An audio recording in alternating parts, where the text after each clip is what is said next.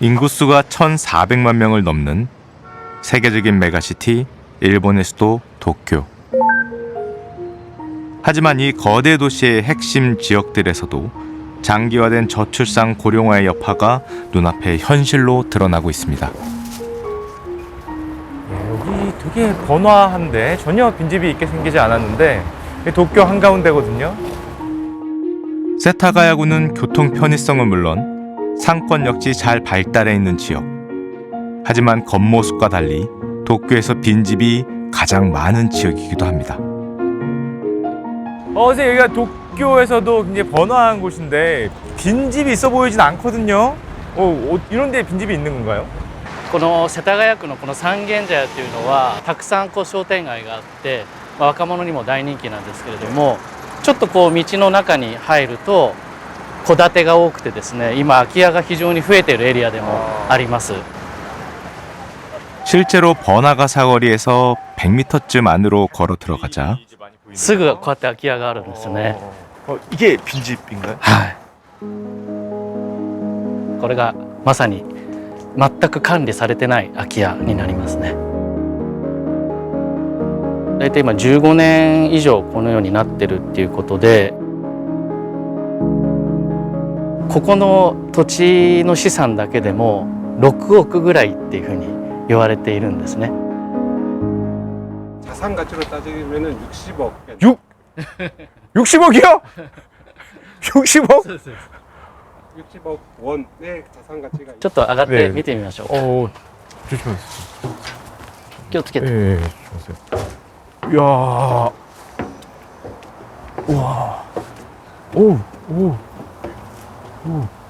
まあ玄関も開けっぱなしで屋根も崩れそうな。 아, 위에 여기다 쳐놨네요. 아, 내려앉을까봐. 이 안에 풀들을 막 자란 거. そう。 아무도 관리를 안 하니까. 네. 선생님, 60억이면 너무 아까운 곳인데 이렇게 빈집이 된 요 집에 좀 사연이 있을까요? やはり少子化とやはりその高齢化、この2つが進んでいることが一番大きな要因だと思います。でやっぱりそのお子様がいなくて、で相続が、たくさん相続人がいて話し合いをしなくちゃいけないので、そこでやっぱり揉めて名義も変えられずにこのまま売れずに空き家になっている。 살기 좋은 동네로 보이는데요. 여기 빈집 있다는 게 참. でここの空き家なんですけども、 이것도 빈집입니까? 와, 이거 뭐 창문에서. ね、草がいっぱい生えちゃって、上も 아, 그러네요. 저 위에도 안에가 정글처럼 돼 있나 보네. 이 나무가 완전히 바깥으로 꽉 차 있나 봐요. ここの所有者はでクリーニング店やってらして、そうですね、高齢になってお仕事ができずになって、お体の具合も悪くなって一人で生活できないということで高齢者の施設に今入っています。でお子様がいらっしゃらないのでこのまま空き家になっていますね。はい。 세타가야구에 있는 빈집만 5만여 채. 빈집들은 심각한 사회 문제로도 이어집니다. もう日本は非常に台風とか地震が多いので、こういうものが飛んできて人に危害を加えたり、あとは結構犯罪で使われたりしています。 범죄! 最近東京の方では飲食を経営している夫婦がまさにこの空き家の中で殺人をして事件になったケースもありますので、やっぱりこういう空き家というのはいろんな意味でリスクがありますね。はい。 관련 시민단체까지 생기며 다각적인 노력이 진행 중이지만 빈집 문제를 해결하기엔 역부족인 상황. 도쿄 전역에 걸쳐 확산되고 있는 빈집은 지난해 90만 채에 육박했습니다. 日本においては2040年が高齢化のピークというふうに言われています。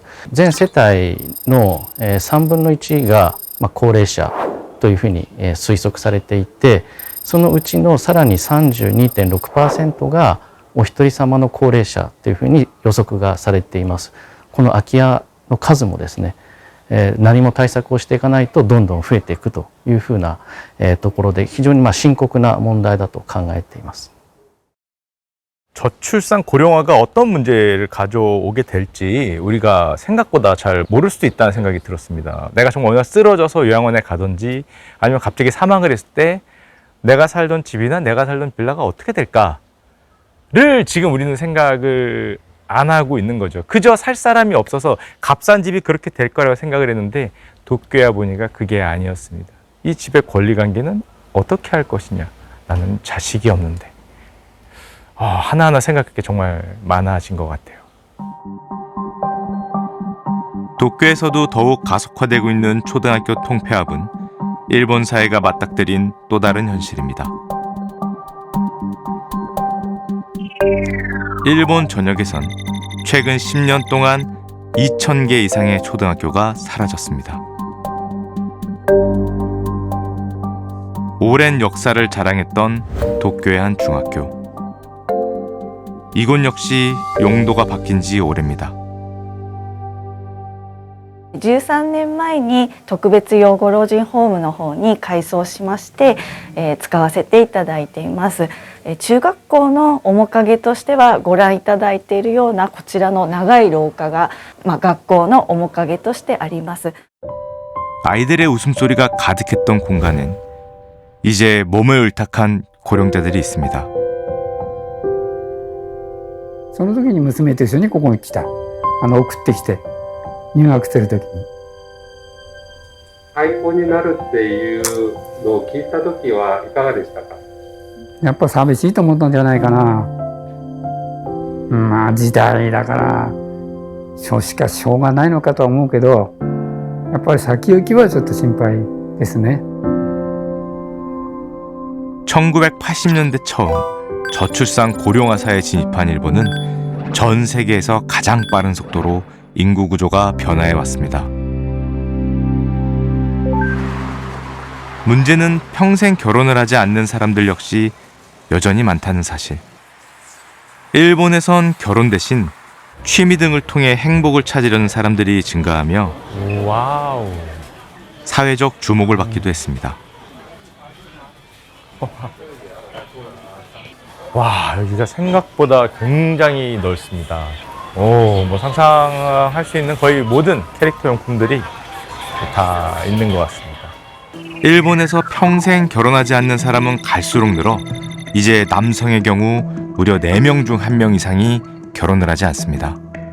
結局そういった、推しやペット、喜びを求めるというのは家族や自分の子供といったものに対する気持ちを肩代わりさせるものであって、それが非常にそういったその行動パターンが増えてるってことはそういう指標ですね。そういう満たされない人がたくさんいるんだということの一つの表れとして理解した方がいいんではないかと思います。 일본은 이 위기를 극복하지 못한 채 결국 쇠락하고 마는 것일까요? 주목해야 할 건 일본의 합계 출산율은 세계 최하위권임에도 불구하고 최근 10년간은 우리보다 높았고 1명 이하로 떨어진 적은 없었다는 겁니다. 이 차이는 어디에서 오는 걸까? 이 질문에 답을 찾기 위해 가장 먼저 만나보고 싶었던 건 일본의 청년 세대였습니다.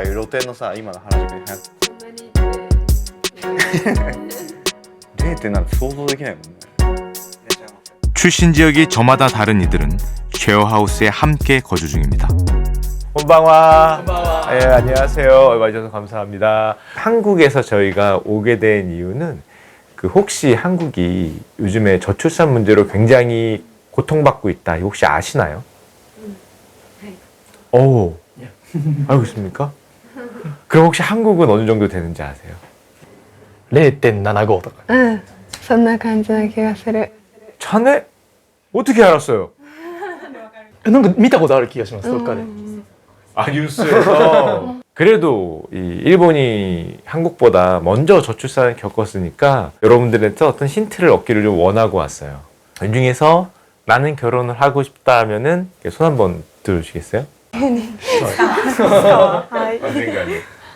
오, 아이도 낳고 싶다. 오, でも大変な時にそばにいてくれるパートナーがいることは幸せなことだと思うので、いずれは結婚したいなと思います。産むんであれば兄弟2人以上は欲しいなと思ってるんですけど、まあでも僕は結婚したいのがまず子供が欲しいから、そこの段階をやっぱり経験したいなっていうところがすごい大きくて、はい 3명이나 4명 낳고 싶은 생각도 있어요? 4人は多いかな。3人ぐらいまで3人ぐらいまでですかね。 3명. 실제로 일본에서는 20대에 결혼하는 청년들의 비율이 우리보다 훨씬 높습니다. 일본에서 요즘에 취업하기가 쉽나요? 어떻게 취업이 좀 어렵나요? いいんじゃないですか。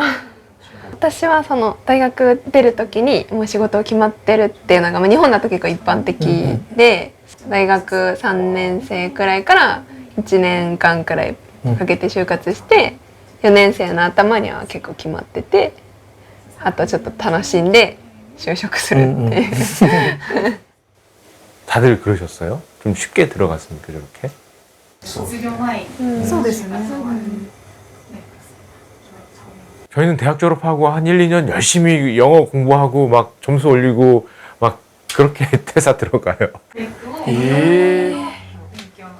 한국에서는 신혼부부들이 집에 대한 부담이 엄청 높거든요. 집값이 너무 비싸서 집을 마련해야 되는데 일본에서는 좀 어때요? 그 집을 사야 된다는 압박감이 굉장히 높습니까? 普通にみんなマンションとか借りてる人多くないですか？いきなりは買わないよね。同棲してる。ああ、確かに確かに。 그러면 결혼할 때 집값이 막 크게 부담되거나 그런 케이스는 잘 없겠네요. それはないよね。 와, 그건 좀 놀라워요. 서프라이즈.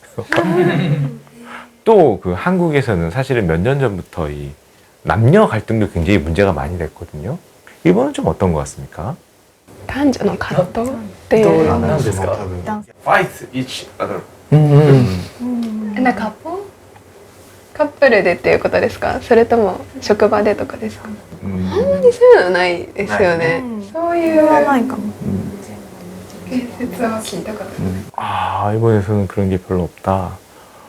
그러면은 그 일본에서 이 출산율이 이렇게 내려왔잖아요. 앞으로 계속 떨어질 걸로 보시는지.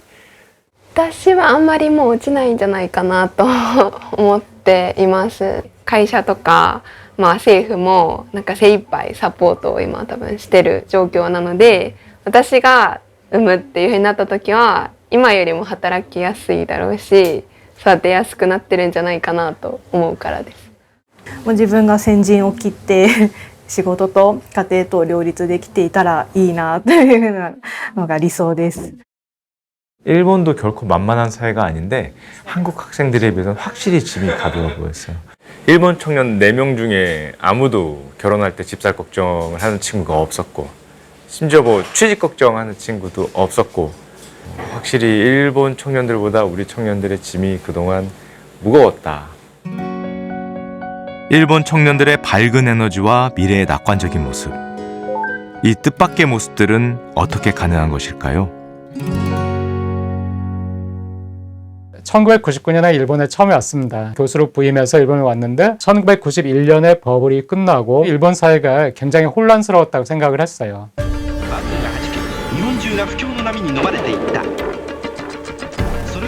이후 장기화된 경기 침체와 함께 혹독한 불안의 시대가 찾아왔습니다. 하지만은 최근에는 제가 일본 사회가 굉장히 평온해졌다 이렇게 느끼거든요. 굉장히 20년의 혼란을 겪으면서 이제는 정말 우리가 이대로는 안 되겠다 하는 거에 대해서 그 인식을 공유하게 된 것 같아요. 청년이 정규직이 아니고 청년의 일자리가 불안하면은 결혼도 하지 않고 출산도 하지 않아요. 그러니까 이 청년들에게 정규직을 되도록이면 주는 거예요. 그렇게 되니까 청년들도 훨씬 더 편해지는 것이고요. 청년들에게 우선적으로 정규직 일자리를 주는 분위기, 그런 점은 좀 부럽다? 그런 생각도 듭니다. 또 우리와 크게 달랐던 점은 일본 청년들이 주거 문제에 큰 부담을 갖지 않는다는 것이었는데요. 지난 10년간 집값이 오르긴 했지만은 집값이 오르는 것이 굉장히 가팔라서 내가 집이 없기 때문에 나는 벼락 거지가 되는 것 같아. 나는 정말 상대적으로 굉장히 빈곤해. 이렇게 느낄 정도는 아니고요. 젊은 사람들은 굉장히 월세가 많고 또 공공임대도 많기 때문에 내가 집이 없다 하더라도 어디 들어가 살지 하는 그런 불안감이 없습니다. 韓国の場合非常に若い世代が結婚しにくい条件がいっぱい揃っているような、その日本の若者と韓国の若者が置かれている状況の違いをつぶさに調べることによって、少子化っていうのはどういう原因で起きるのかっていうことがかなりはっきり見えてくる可能性があるので、非常に重要な部分だと思って注目をしています。 도쿄 인근에 위치해 있는 위성도시 지바현. 오이래. 네. 안녕하세요. 안녕하세요. 이곳에서 특별한 부부를 만나봤습니다. 우리 애기들 너무 이쁘다. 네, 어서 오세요.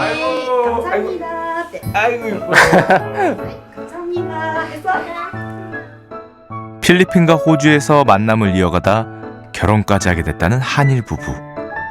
저희는 2016년에 결혼했으니까 29살에 둘 다 동갑이에요.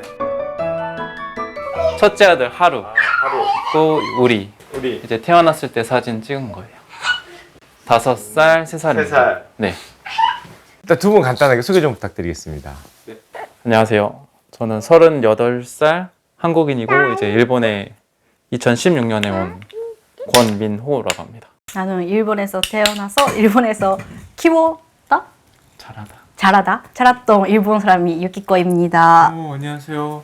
한국에서는 요즘에 20대에 결혼하는 분들이 이제 거의 없어요. 세계에서 가장 이제 아이를 안 낳기도 하지만 늦게 낳는 나라가 됐거든요. 일본에서는 20대에 결혼하는 분들이 어떻게 좀 주변에 많이 보입니까? 네. 보여요? 네, 많아요. 많아요. 네. 30歳がやっぱり境目だと思います。みんな30歳に向けて結婚したい。で、結婚したらやっぱり子供が欲しい。考えてみたら結婚したくないって言ってる人はあんまいないかもしれないです。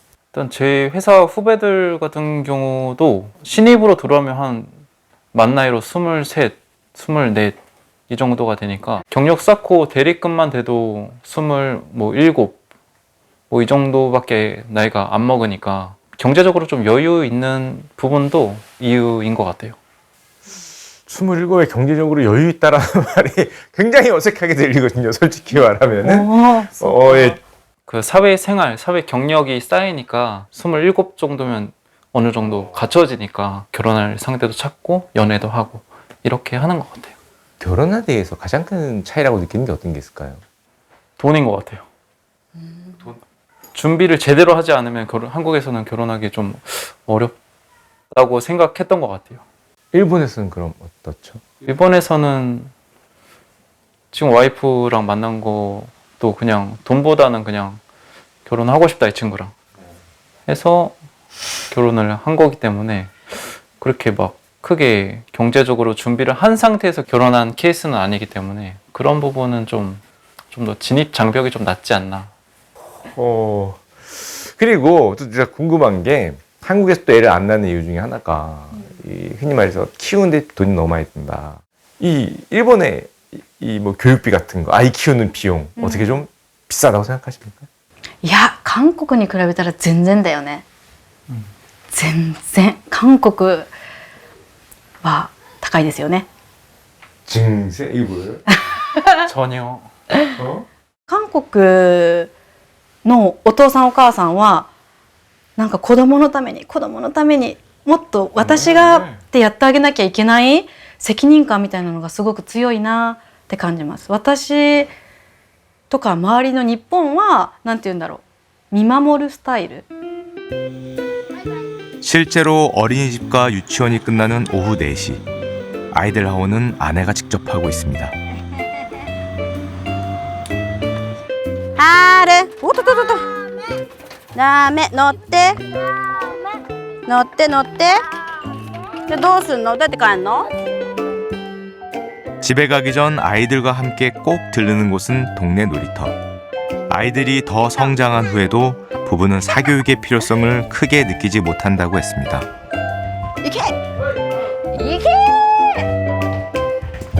사람마다 너무 다르긴 한데요. 수험생이 되면은 일본도 학원이 있고 거기 학원을 보낸다든지 그렇게 해서 이제 사교육이 비용이 들긴 하는데 수험생이 아닌 경우에는 많이 학원을 안 가는 분위기고 학원보다는 약간 이제 부활동, 운동 같은 거 이런 거 시키고 하면은 그렇게 사교육 비용은 크게 걱정은 안 하는 것 같아요. 한국에선 초등학생도 5개 가요. 학원 5개. 일주일에 적은 거예요. 줄여서. この話を日本でするとみんなに「って言われます。嘘でしょって言いますみんな。 하지만 부부에게도 어려움이 없었던 건 아닙니다. 원래는 정규직 직장이 있었던 아내. 子供が生まれる前は空港で働いていたので5時前に家を出てでも夜に帰ってくるの8時っていうもう本当仕事でしたね。子供が一番になったのでもうこの仕事じゃなくてもいい子供と一緒に過ごせる時間を優先して仕事の内容よりも時間で決めました。なので今はただの事務員事務のおばちゃんです。 기혼 여성들이 정규직에서 파트타임으로 전환하는 건 일본 가정 내에서 흔하게 벌어지는 풍경입니다. 내가 파트타임을 하게 되면은 내 커리어가 끊긴다. 그러면은 뭐 내 소득이 좀 내려갈 수도 있고 일본에서는 약간 그런 걱정은 없습니까? ある、経歴は断絶あると思います。でも私は子供を産んだから今は子育てを楽しみたい。だからパートタイムでいいっていう人もたくさんいます。最初仕事を辞めなきゃいけないんだって思った時はちょっとって思う気持ちがないと言ったら嘘になりますけど、でも子供が生まれてこうやって見たらわーってこんなに可愛いこと、しかも一生じゃない、もう本当に限られた時間を私が一番一緒にいられるんだって思うと、何票にごめんねっていう気持ち、私ラッキーかな、嬉しいっていう気持ちの方が大きい。周りもそう言ってますね。 결혼을 하고 육아를 하게 된 여성들은 이미 경력 단절이 발생을 했죠. 그런데 그 경력 단절이 발생한 여성들이 이제 시장으로 다시 오면서 일본 기업의 실적이 개선되고 여성들이 갈 수 있는 그 비정규직 일자리가 굉장히 많아진 거예요. 정규직도 비정규직도 일자리가 많고요. 일자리가 많으니까 계약이 끝나도 내가 또 갈 곳은 있어. 너 뭐 내가 굶어 죽을 일은 없을 거야? 라고 생각을 하게 되니까 이게 사람의 마음을 좀 편하게 만드는 것 같아요. 실제로 전체 여성 고용률도 일본이 우리보다 높습니다. 그런 환경의 영향 때문일까요? 이 부부와의 만남은 참 많은 생각이 들게 했습니다. 저는 우리나라 출산율이 낮은 결정적인 이유 중에 하나가 아이가 주는 가치, 아이가 주는 행복을 그 자체로 평가하지 않고 그걸 돈으로 환산을 해요. 이런 문화가 새로 생겼다고 저는 생각을 해요. 저는 일본도 그럴 줄 알았어요. 정말로. 왜냐하면 저기도 출산율이 낮잖아요. 물론 우리보다 많이 높지만. 근데 가서 느낀 거는 그 변화가 야, 우리나라만의 변화일 수도 있다. 일본에 가니까 막상 그런 느낌이 없는 거예요. 그래서 우리가 놓쳤던 가치를 일본은 아직 가지고 있구나. 더 중요한 건 여성들의 경력 단절을 막기 위한 일본 기업들의 노력 역시 함께 이루어지고 있다는 사실입니다. 오전 7시도 채 되지 않은 이른 시간. 직원들의 출근 행렬이 끊이지 않는 이곳은 일본을 대표하는 거대 종합상사입니다.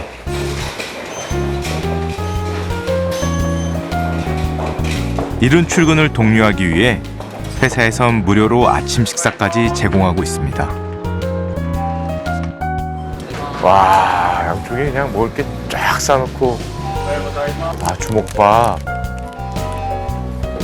빵. 빵 하나 하겠습니다. 빵 하나. 그런데 출근 시간이 너무 빠른 거 아닌가요? 아니, 그러면 아침에 이렇게 일찍 오면 뭐 퇴근을 좀 일찍 하는 겁니까? 너무 이른 것 같은데, 시간이.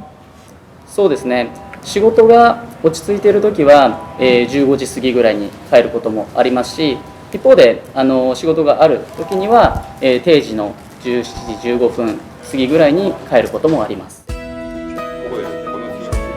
아침형 근무제는 직원들에게 주어진 다양한 선택 사항 중 하나. 재택근무도 적극적으로 활용되고 있습니다. 제가 이제 업무 시간이기 때문에 조용히 잠깐 한번 좀 여쭤보겠습니다. 스미마셍. 스미마셍. 안녕하세요. 제가 사실 예전에 알기로는 일본의 종합 상사는 이 근무 시간이 굉장히 길고 일이 많기로 유명했었거든요. やっぱり商社といえば夜型で多残業体質で、時には深夜勤務もありますし、非常にですね、いわゆる激務と言われるような会社ではあったんですけど、当時と入社した当時とは劇的に環境が変わっているかなとは思います。 10년 이상 일관되게 추진되어 왔다는 근무 환경의 개선. 주목할 건 그 사이 여성 직원들의 출산율이 3배 이상 올랐다는 사실입니다. 기적의 출산율은 일본 사회에서도 큰 반향을 불러일으켰습니다. 最初からそれを重視していたということではなくて、労働生産性を上げるという一連の働き方改革が功を奏してもたらした結果なんです。この労働生産性は確かに改革を始めてから5倍以上に拡大しているんですね。改革を始めた時に比べて5倍の利益を生むような企業に成長しました。女性社員たちの出生率が上がったということに気づきました。 애써 의도하지 않았는데 어떻게 놀라운 출산율 상승이 가능했던 걸까? 근무 방식 개혁과 함께 자연스럽게 달라진 건 직원들의 삶의 풍경. 오후 4시 퇴근이 가능해지자 아빠는 어린이집에서 아이를 직접 하원시킬 수 있게 됐습니다. 基本的には僕が送りも迎えもやってます。たまに体調が悪くなったりした時は在宅勤務、家で仕事をすることもできるので、場合によってそこを使い分けているというふうな形です。 회사는 더 진전된 목표를 세웠습니다. 20代30代の若い人たちはもう 80% は共働きなんです。当社の社員は共働きである以上ですね、子供を産み育てるという責任は両方に均等にありますよね。当社では本年度は男性の育児休暇 100% を取っていただくように強力に指導しているところです。 올해 100%요? そうです、そうなります。はい。女性だけの政策というのは結果として女性に負担を押し付けるということを助長するものであり、男女問わない改革を進めない限りは少子化対策には決してならないというふうに思います。 일본 정부 역시 가족 친화 경영을 적극 독려하고 있는 상황. 눈길을 끄는 건 많은 중소기업들의 적극적인 참여입니다. 人手不足っていう労働力人口の減少っていうのは喫緊の課題といいますか、中小企業にとっては大企業よりも大きな打撃っていうところを認識していただいたっていうところがあります。子育てしやすい環境を作りますっていう届け出をしていただいている企業っていうのが100人以下規模の企業さんについては約6万社ほど届け出をしていただいているという状況になっています。国民の意識っていうのもとても重要ですよね。そういう共通の問題意識、そして危機感というものを持って、どういう社会に変えていくのかということを国民的な議論をしてですね、それぞれが勉強する、つまりどういったことが問題なのかということをね、お互いに話し合って変えていかなきゃいけない段階に来てるんだ